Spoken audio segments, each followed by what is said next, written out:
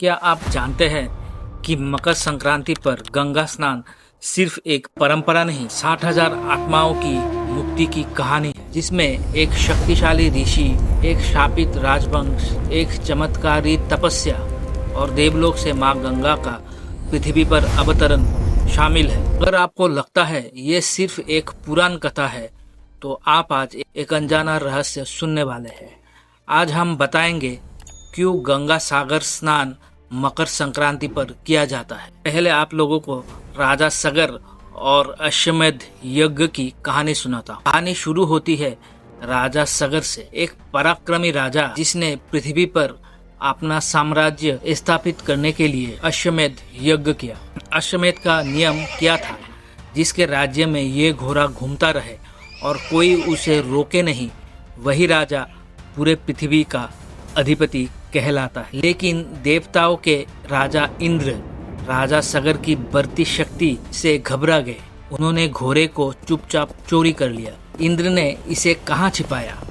कपिल मुनि के शांत आश्रम में, जहाँ महान ऋषि तप में लीन थे। राजा सगर के 60,000 यानी 60,000 पुत्र घोड़े की तलाश में निकले। आखिर वो पहुँचे कपिल मुनि के आश्रम पर, जहाँ घोड़ा पास में बंधा था और ऋषि ध्यान में थे। उन राजकुमारों का क्रोध फूट पड़ा। ये ऋषि हमारे पिता के राज्य को चुनौती देने की हिम्मत रखता है, और उन्होंने तप कर रहे ऋषि को अपमानित करना शुरू कर दिया, बिना महसूस किए कि सामने कौन है। और तब हुआ वो जिसने इस कहानी को सनातन धर्म का मोड़ बना दिया। ऋषि ने आंखें खोली।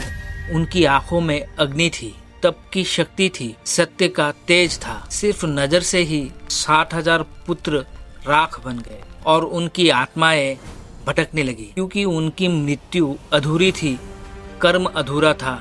उनके लिए मोक्ष असंभव था, क्योंकि मृत्यु क्रोध में हुई। किसी गुरुतुल्य तपस्वी का अपमान, कर्म का बोझ उठा हुआ। ये सिर्फ शाप नहीं था, कर्म सिद्धांत का सच्चा उदाहरण था। सदियों बाद राजा सगर के वंशज भगीरथ ने प्रतिज्ञा ली, मैं अपने पूर्वजों की आत्माओं को मुक्त करूंगा। उन्होंने ब्रह्मा जी की कठोर तपस्या की और वरदान मांगा, देवी गंगा की पृथ्वी पर अवतरण। लेकिन क्यों? क्योंकि गंगा ब्रह्मांड की सबसे पवित्र शक्ति है, जिसका एक स्पर्श कर्म के बंधन को तोड़ देता है। ब्रह्मा सहमत हुए, लेकिन एक समस्या थी, धरती इस दिव्य प्रभाव को संभाल नहीं सकती। तब भगीरथ ने भगवान शिव की भी तपस्या की। शिव ने अपनी जटाओं में गंगा को थाम लिया और फिर धीरे धीरे पृथ्वी पर प्रवाहित किया।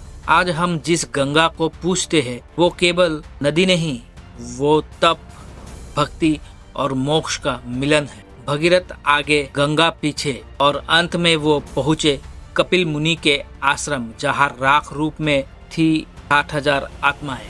गंगा के जल उन राखों पर बहा और उनकी आत्माएं ब्रह्मलोक के लिए मुक्त हो गई। यही है गंगा सागर, जहाँ गंगा सागर से मिलती है और जहाँ 60,000 आत्माओं की मुक्ति हुई।